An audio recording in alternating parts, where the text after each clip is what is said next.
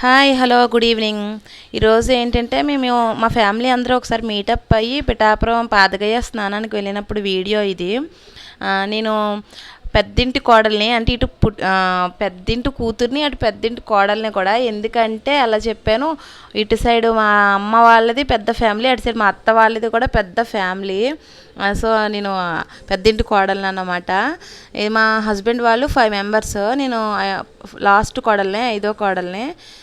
So నన్ను చాలా బాగా చూసుకుంటారు. మా నలుగురు బావగారులు కూడా నాకు అన్నయ్యలా ఉంటారన్నమాట, బ్రదర్స్ లానే ఉంటారు, చాలా బాగా చూసుకుంటారు. అండ్ మా తోటి కోడళ్ళు కూడా నాకు ఓన్ సిస్టర్స్ లానే ఉంటారు, అలానే చూసుకుంటారు.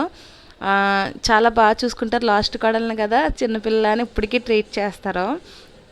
నేను కూడా ఇప్పటికీ అలానే ఉంటాను వాళ్ళతో.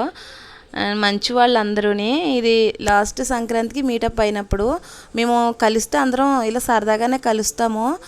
వాళ్ళు వేరే చోటు ఉంటారు, మేము వేరే చోటు ఉంటాము. అప్పుడప్పుడు ఇలాంటి ఏదైనా ఒకేషన్స్ వస్తే కలుస్తాం, కానీ కలవడానికి అంతగా అవ్వదు, ఎవరి వర్క్స్లో వాళ్ళు బిజీగా ఉంటారు కదా.